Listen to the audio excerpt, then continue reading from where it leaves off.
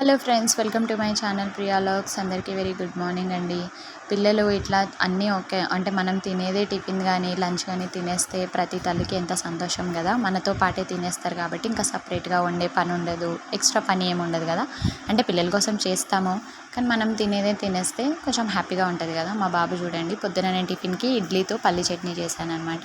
కొబ్బరి వేసి ఇడ్లీ పల్లి చట్నీ కాంబినేషన్ పెద్దవాళ్ళకే ఇష్టం, ఇంకా చిన్నపిల్లలకు కూడా ఫేవరెట్ అయిపోయింది. మా బాబు చూడండి, చట్నీని ఎంత ఇష్టంగా చేతులతో ఫింగర్స్ అన్నిటికి అంటించుకొని దాన్ని సప్పరిస్తూ తింటున్నాడు, ఎంజాయ్ చేసుకుంటూ.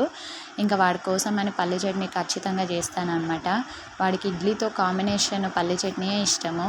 ఇంకా సాస్ వేసి, ముందు చిన్నపిల్లాడు కదా కారం అవుతుందని సాస్ వేస్తూ తేనె వేస్తూ పాలల్లో కానీ షుగర్ వేసి అలవాటు చేద్దామని చేశాను. అస్సలు తినేవాడు కాదు.